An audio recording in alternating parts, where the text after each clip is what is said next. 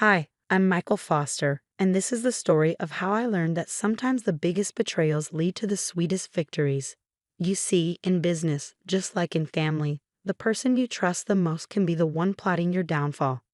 But they often forget to check what's really beneath their feet before they push you off the cliff. Let me take you back to where it all began. Foster Technologies wasn't always the $100 million company it is today. 15 years ago, it was just a struggling consulting firm my father had built from scratch. Dad was brilliant with technology but terrible with business. By 2010, we were 3 months away from bankruptcy, and my father's health was failing under the stress. I was 25, fresh out of business school, while my older brother James was 30 and already a familiar face in the local nightlife scene. Dad had always favored James, the charming firstborn who could talk his way out of anything. But charm doesn't pay the bills, and James's party lifestyle had already cost the company several major clients. I still remember that rainy Tuesday when I found Dad slumped over his desk, tears in his eyes, looking at our latest financial reports. "It's over, Michael," he whispered, his voice broken. "Everything I built. I'm going to lose it all." Something in me snapped that day. I couldn't watch my father's dream die, even if he'd always seen me as second best. While James was out spending company money at exclusive clubs, I started working 18-hour days.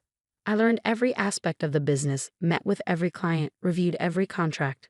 Mom worried about me. "Michael, you need to rest," she'd say, bringing dinner to my office at midnight. "You can't save the company by yourself." But that's exactly what I did. The first year was brutal. I restructured our debt, cut unnecessary expenses, including James' entertainment budget, and personally visited every major client we'd lost. Many slammed their doors in my face, but I kept coming back. Persistence pays off. By the end of that year, we were breaking even. James found it hilarious. "Look at little Mikey playing businessman," he'd mock whenever he bothered to show up at the office. "Dad's still going to put me in charge, I'm the oldest." I ignored him and focused on work. Over the next 5 years, I transformed Foster Technologies from a simple consulting firm into a full-service digital transformation company. We developed proprietary software solutions, expanded into cloud services, and built a reputation for excellence in the industry. The company grew exponentially. From $2 million in revenue, we hit $10 million, then $50 million, and finally crossed the $100 million mark last year. Our staff grew from 20 to over 500. We opened offices in 3 countries. Dad's health improved as the company flourished, but his favoritism didn't change. Every success was somehow attributed to James's leadership, even though he spent most of his time planning his next vacation. In family dinners, Dad would praise James' business acumen while I sat quietly going through quarterly reports on my phone. I didn't care about the credit. I cared about the company, our employees, and the legacy we were building. Besides, I had my own plans. What nobody knew, not even my father, was that I'd been carefully documenting everything over the years. Every decision James sabotaged, every client he lost, every dollar he wasted. More importantly, I've been quietly building relationships with our key clients, making myself indispensable to their operations. I also had another secret, one that would turn out to be crucial. During the company's darkest days, when we were nearly bankrupt, I'd used my own savings and taken out personal loans to keep us afloat. In exchange, I'd received shares. Lots of shares. The paperwork was buried in mountains of corporate documentation. But I legally owned 40% of Foster Technologies. Or at least I thought that would be enough to protect me. I couldn't have been more wrong. Last month, everything changed. Dad announced his retirement, and everyone expected him to name me as his successor. After all, I've been effectively running the company for years.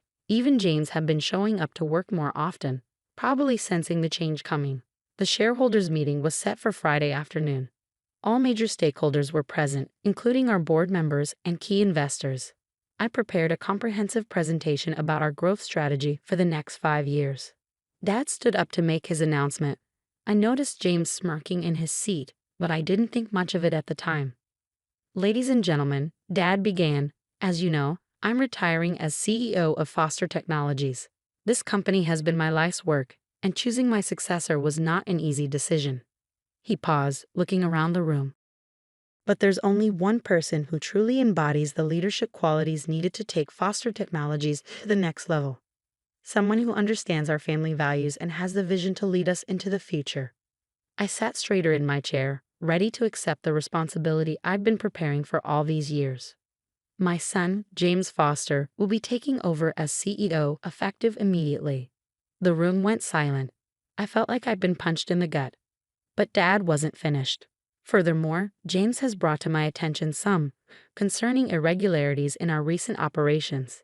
It seems that certain individuals have been making unauthorized decisions and potentially compromising our company's integrity. James stood up, holding a folder. I'm afraid my brother Michael has been operating outside his authority, making promises to clients we can't keep, and potentially engaging in unethical practices.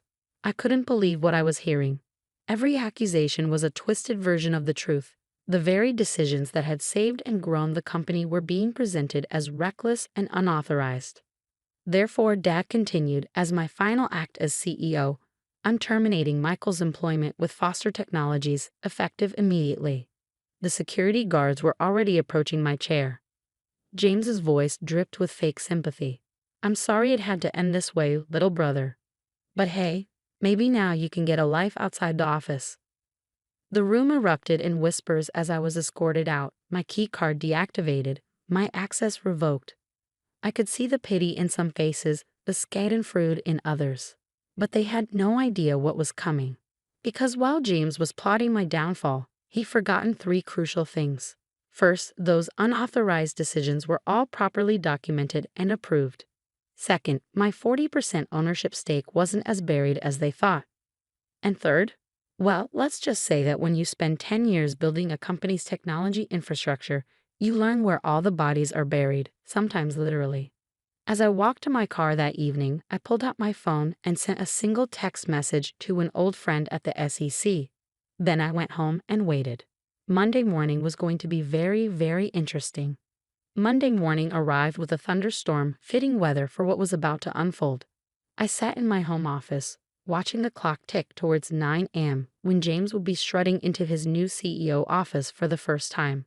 The weekend had been interesting. Mom had called 17 times, leaving tearful voicemails about family unity. Dad hadn't called at all. James had been too busy celebrating at his favorite clubs. The photos were all over social media, including some questionable ones with the company credit card clearly visible on the table. I smiled, remembering how James always thought technology was beneath him. That's geek stuff, he'd say, refusing to learn even basic cybersecurity protocols. Well, that arrogance was about to cost him dearly. At exactly 9:15 a.m., my phone buzzed. A text from Sarah, my loyal executive assistant who James hadn't bothered to fire. Probably because he thought she just brought coffee. It's starting, her message read. I opened my laptop and connected to Foster Technologies' internal security feed. Yes, I still had access. When you build a system from the ground up, you always leave yourself a back door. The camera in the CEO's office showed James walking in, coffee in hand, ready to begin his reign. He sat in a leather chair, my chair, and pressed the power button on his computer. That's when the show began. Instead of the Windows login screen, a video started playing. It was security footage from 3 years ago, showing James in this very office, making a deal with our biggest competitor to sell them our client data. The audio was crystal clear. Of course I can get you their information, James's voice rang out. My idiot brother does all the work anyway. Just make sure the payment goes to my Cayman account. James frantically tried to turn off the monitor, but nothing worked. The video kept playing on every screen in his office, but that was just the beginning. His phone buzzed. The SEC had received an anonymous tip about insider trading, complete with documented evidence of James' illegal activities over the past decade. His private email started pinging with notifications. Somehow, all his confidential communications had been leaked to the board members.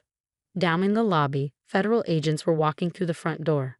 I watched through the security feed as James's face turned from confusion to panic. He tried calling Dad, but Dad's phone was busy, probably because he was getting his own set of revelations about his beloved firstborn's activities.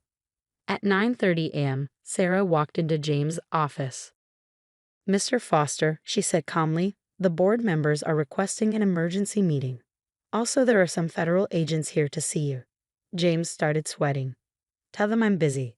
Cancel everything and get it up here to fix these damn computers. Sarah smiled politely. I'm afraid that won't be possible. You see, the entire department just resigned. They sent a company-wide email explaining why. Something about loyalty to the person who actually built this company. What? They can't do that. We have contracts. Actually, Sarah placed a folder on his desk. They can. Their contracts were with a subsidiary company that holds all our intellectual property rights. A company that, as of this morning, is no longer affiliated with Foster Technologies. James's hands shook as he opened the folder. Inside was a simple document showing the ownership structure of Foster Innovation Labs, the subsidiary I'd quietly created years ago. The company that actually owned all our patents, software, and client contracts. And I owned 100% of it. But the clients, James stammered, have already been informed of the change in management. Most have already signed new contracts directly with Foster Innovation Labs. It seems they prefer working with the person who actually handled their accounts all these years. The color drained from James's face as he finally understood. Every piece of technology that made Foster Technologies valuable, every client relationship that kept it profitable, every key employee who made it run. They were all loyal to me. He'd stolen an empty shell. The office door opened again. 2 FBI agents walked in, followed by Mr. Patterson, our chief legal counsel. James Foster, one agent said, we need to ask you some questions about certain financial transactions. You can't do this, James shouted, looking wildly around the room. I'm the CEO. I'm in charge here. Mr. Patterson cleared his throat. Actually, about that, he pulled out another document. The board just concluded an emergency meeting. Given the circumstances, they voted to remove you as CEO, effective immediately. They can't do that. You own shares in Foster Technologies, Mr. Patterson corrected. A company that, as of 9 o'clock this morning, has no intellectual property, no major clients, and no core development team. I believe the stock price reflects that reality. James lunged for his computer, probably to check the stock ticker. But of course, his screen was still playing videos of his various illegal activities over the years. As James was escorted out of the building by federal agents, his designer suit wrinkled and his face ashen, I sent one final company-wide email from my remote access. To all remaining Foster Technologies employees, you have a choice. Stay with a sinking ship or join us at Foster Innovation Labs, where innovation and integrity actually mean something. Your jobs are secure, your benefits will be better, and most importantly, your hard work will be respected. Within an hour, 90% of the staff had accepted the offer. But my revenge wasn't complete yet. There was still the matter of dear old Dad's retirement fund. The fallout was spectacular.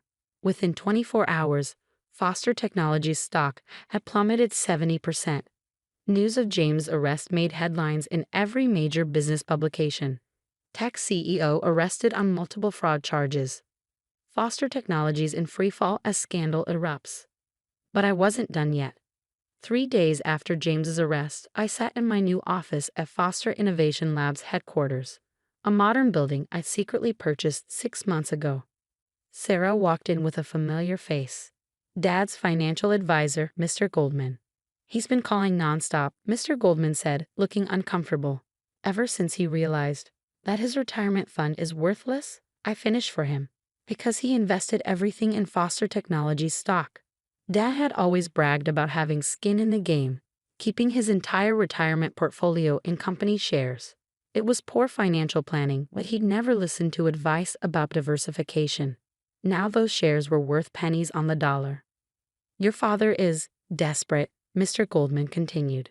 Mrs. Foster, your mother, she's worried they might lose the house. I leaned back in my chair, thinking about all the times Dad had dismissed my warnings about James's behavior. All the times he'd attributed my success to luck rather than hard work. Set up a meeting, I finally said. Tomorrow, 10 a.m., here. The next morning, my parents arrived at Foster Innovation Labs. Mom looked like she'd been crying. Dad looked like he aged 10 years in a week. They sat across from me in the visitor chairs, the same model as the ones Dad used to make me sit in while he lectured me about real leadership. Son, Dad began, his voice shaking. I know I made mistakes. Mistakes? I interrupted quietly. You let James destroy evidence of his crimes. You helped him embezzle company funds. You were complicit in fraud that hurt our employees, our clients, and our shareholders. I didn't know. He tried to protest. You knew. I cut him off. You just didn't care. Because James was your golden boy, and I was just the backup plan. Mom started crying softly. I handed her a tissue. But that's not why you're here, I continued. You're here because you're broke. Because the company shares that were supposed to fund your retirement are worthless. Dad slumped in his chair. Michael, please, we're family. Family? I smiled without humor. Was I family when you let James take credit for my work? Was I family when you fired me in front of the entire company?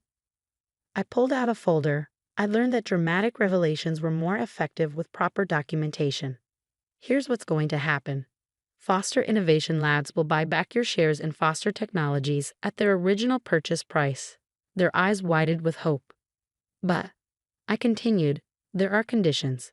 First, you both sign a non-disclosure agreement about James' activities. Second, you retire, quietly, to that house in Florida you always talked about. Third, you stay out of my business. Completely. You do that for us, Mom whispered. Not for you, I corrected, for the scared 12-year-old boy who used to believe his father hung the moon. He deserved better than what you gave him. Dad started to speak, but I held up my hand. One more thing. The money comes with a trustee, someone who'll make sure you don't gamble it away on another one of James's schemes. Monthly allowance, investment restrictions, the whole package. You don't trust us, Dad said sadly. You taught me that lesson very well. I signed the papers. As security escorted them out, Dad turned back one last time. I was wrong about you, son. You're a better businessman than I ever was. No, Dad, I replied. I'm just better at remembering who my real enemies are. 5 years have passed since then. Foster Innovation Labs is now a billion-dollar company known for its cutting-edge technology and ethical business practices. James served 2 years in prison and now works as a bartender in Vegas. Dad and Mom live quietly in Florida, sending occasional postcards that I never answer. Last week, I received an invitation to speak at my old business school. The topic? The importance of integrity in family business. I accepted with a smile. After all, I have quite a story to tell. Sometimes the best revenge isn't destroying your enemies. It's building something so successful that they have to live with the knowledge that they bet on the wrong horse. And as for those who wonder how the quiet one, the careful one, the backup plan pulled off such a complete victory, well, let's just say that while the peacocks are busy showing off their feathers, the eagles are watching, waiting, and planning their next move. Because in business, just like in life, it's not about who starts at the top. It's about who's still standing when the dust settles.